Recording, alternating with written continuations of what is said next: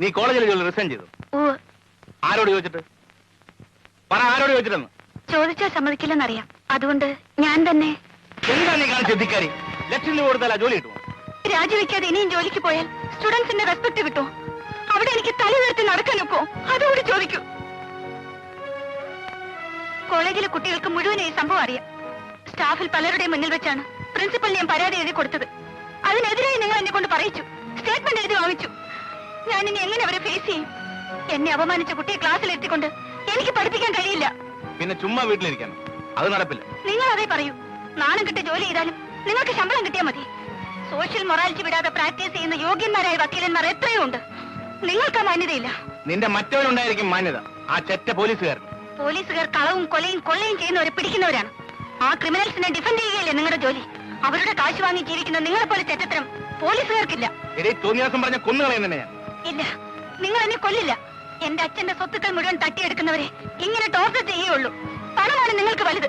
ഭാര്യയുടെ കൈ മുറിച്ചാലും കഴുത്തറുത്താലും കക്ഷികളെ നിങ്ങൾ പിണക്കില്ല.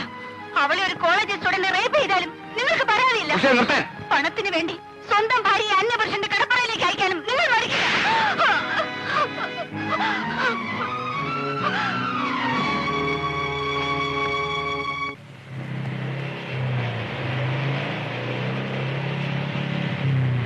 വരട്ടെ.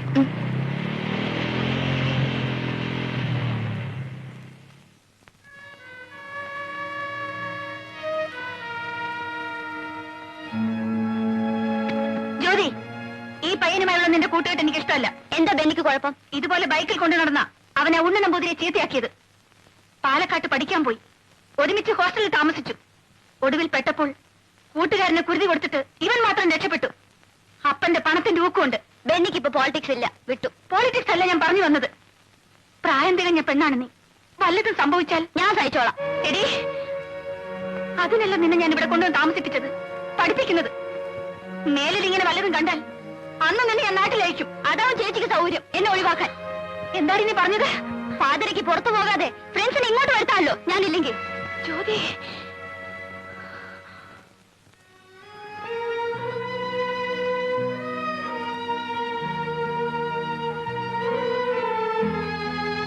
കഴിഞ്ഞവണ ഞാൻ നിനക്ക് കാശ് ഇവിടെ വെച്ചിട്ട് പോയില്ലേ?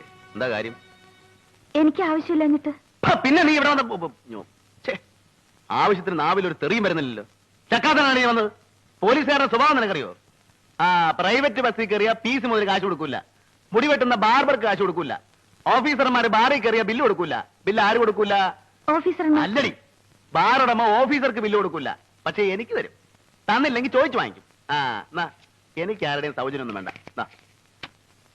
വേണ്ട, സാറിന് പണം തരണമെന്നല്ലേ? അത്രേ ഉള്ളൂ, കൂടുതലും ഇല്ല കുറവില്ല, ഫിക്സഡ്.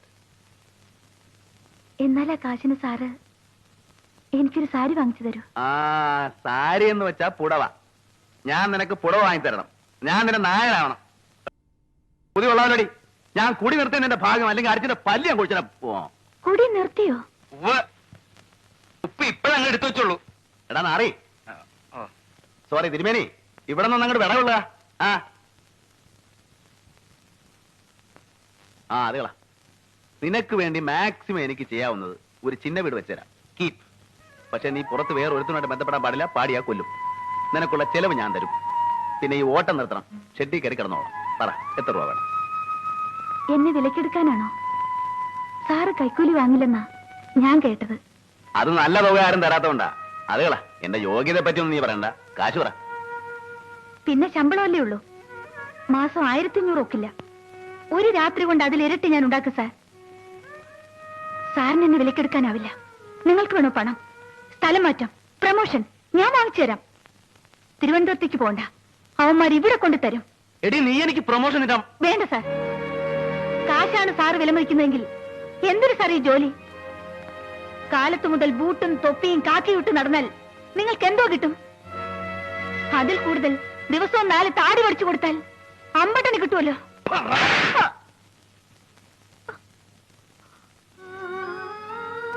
അടിച്ചോളൂ. എന്ത് നിർത്തിക്കളഞ്ഞത്? ഈ ശരീരം ലാളിക്കുന്നതാ ചിലർക്കിഷ്ടം. തലോടാനാണ് പലർക്കും കൊതി. പക്ഷേ അവരുള്ള എനിക്കറിയാം, കാര്യം കഴിയുന്നവരെ ഉള്ളൂ. സാറെന്നെ അടിക്കുമ്പോഴും മനസ്സിൽ വെറുപ്പ് കാണില്ല. അതാണ് എനിക്കിഷ്ടം. എന്ന് വെച്ചാൽ നിനക്ക് എന്നോട് റൊമാൻസ് തോന്നുന്നുണ്ടല്ലേ? ഒരുത്തി പ്രേമിച്ച് മുടിച്ചതാണെന്നെ. അതിന്റെ ഹാങ് ഓവർ പോകാനാണ് നിന്നോട് വരാൻ പറഞ്ഞത്. നിനക്ക് മറ്റുള്ള സൂക്കേട് തുടങ്ങിയാൽ ചവിട്ടി ഞാൻ പുറത്താക്കും. എനിക്ക് ആരോടും റൊമാൻസും പ്രേമവും ഒന്നുമില്ല. സാറ് പറഞ്ഞ പോലെ പലർക്കും ശരീരം വിറ്റ് നടക്കുന്നവളല്ലേ. എങ്ങനെയുണ്ടാവും? ഒരാളെ മാത്രം മനസ്സിൽ ധ്യാനിക്കാൻ, അതേ ആളിന്റെ സ്വന്തം അവൻ മോഹിക്കാനേ പറ്റും. നടക്കില്ല സാർ. ഇല്ല സാർ, സാറിനെ ഞാൻ ഒരിക്കലും പ്രേമിക്കില്ല. ഉറപ്പാണല്ലോ?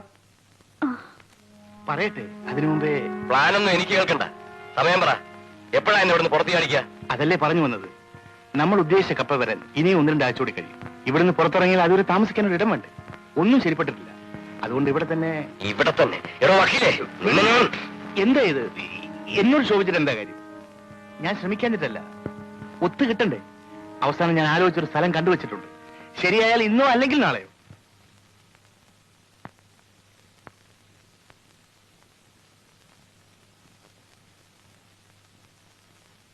വരൂ. രാധയല്ലേ? അന്തർജനം. ഇരിക്കൂ. എന്റെ പേര് ഉഷ. വക്കീലിന്റെ. മനസ്സിലായി. പലപ്പോഴും ഇവിടെ വരുമ്പോ സംസാരിക്കണം തോന്നിയിട്ടുണ്ട്. കഴിഞ്ഞില്ല. ഇരിക്കൂ. 2-3 കൊല്ലായില്ലേ ഈ കേസ് അനിയന്റെ?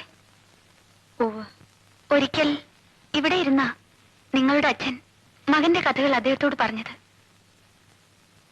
കോളേജിൽ ഫൈനൽ ഇയർ ആയിരുന്നല്ലേ? കേട്ടപ്പോൾ അരുത്, എന്റെ ഇല്ലത്ത് ഇതേ കേൾക്കാറുള്ളൂ. അച്ഛൻ വാതോരാതെ എനിക്കും വേറെ ഒന്നും ഓർക്കാൻ കഴിയില്ല. പുറത്തിറങ്ങിയാലെങ്കിലും കുറച്ച് ആശ്വാസം ഉണ്ടാവുമെന്ന് കരുതി. സോറി, ഞാൻ നിങ്ങളെ വേദനിപ്പിക്കാൻ പറഞ്ഞതല്ല. മനസ്സ് മരവച്ചവർക്ക് എന്ത് വേദന. ഞാനിവിടെ കയറി വന്ന് അനാവശ്യം പറയാണെന്ന് തോന്നിയോ? ഏയ് ഇല്ല.